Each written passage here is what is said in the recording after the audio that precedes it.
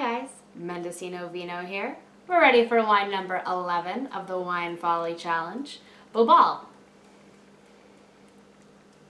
My animals have all decided to come hang out with me while I'm trying to do this intro. Hi, Haru.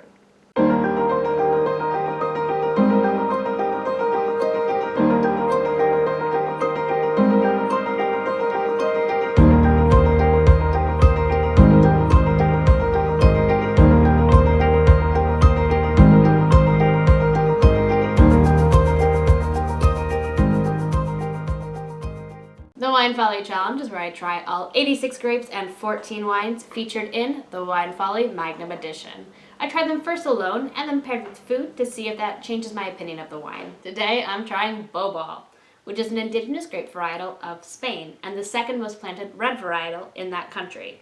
It's most famous in the Utiel-Requena region in north-central Spain, and was mentioned as early as the 15th century, so pretty old varietal. The bottle I have is from Mustiguilo, which is a relatively new winery that actually is primarily focused on Bobal. The owners believe strongly that this grape, when cropped low and harvested later, can produce wines that rival some of the greatest wines of northern Spain. Some of their vines are even 90 years old, which is pretty old for a vine, and a person, and other things as well.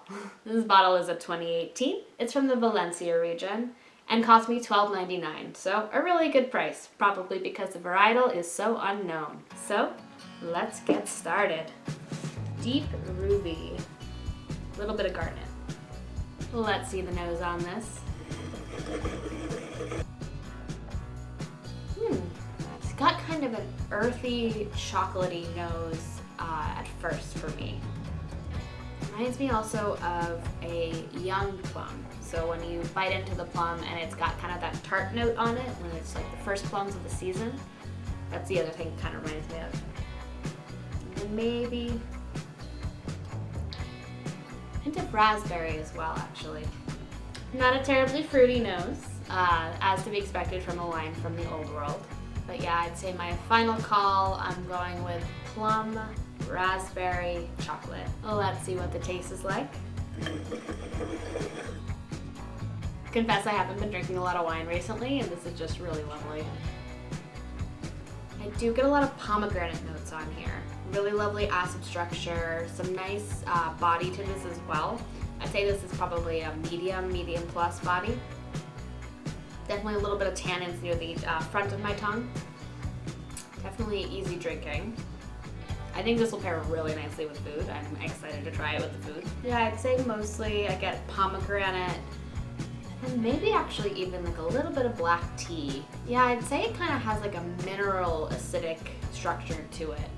The minerality of it actually kind of reminds me of a white wine almost, even though the flavors are definitely that of a red wine. I'm trying to think of the closest amalgamation to this that I would say. So it almost reminds me of like a Sauvignon Blanc, but the red wine version of it. And not in terms of flavor profiles, but just that in terms of that kind of like minerality, acid structure. I think it's really nice. I think this is definitely a food wine, and I'm excited to try it paired with the food. But yeah, the acid structure on this, it almost reminds me a little bit of a Pinot kind of, in that sort of body weight style. And I definitely am getting a lot more of that black tea as the final flavors on it. Yeah, I'll say I like my wines with a little bit more fruit notes on it. Kind of biased in that way, but I think it's good, and I'm excited to try it paired with the food.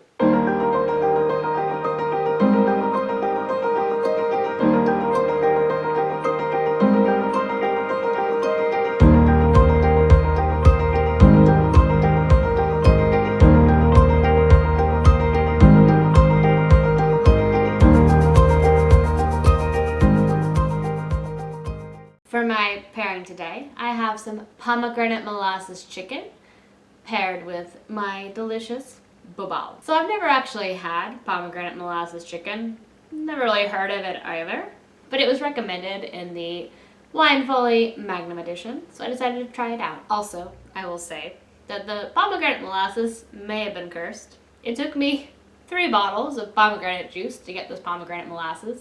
Just to boil it down, and every single time I managed to burn it. However, by bottle 3, I managed to make it after spending approximately $21 on pomegranate juice. well, let's see if it's worth it. Well, I really enjoyed this wine. I don't think the pairing really does much for it. I think it tastes good together, just like a standard wine and food pairing. I don't think it goes poorly, which sometimes can happen, and so can be exciting when things don't go poorly, but I'd say this pairing is kind of average. Not really over the moon about it. The chicken is good, the rice is good, the peas are good, but the wine doesn't really add anything to that. So, still good though. Would recommend it. Maybe with a different pairing, perhaps. The other pairing that was suggested was orange chicken. Decided to go with this instead, but maybe the orange chicken would go better. Maybe that kind of like orange flavor would pair more nicely with the kind of pomegranate tea notes in there, but either way, I will say this was very tasty and a really exciting varietal that I was glad I got to try. This is Mendocino Vino. I'll see you guys again next week. Chin chin.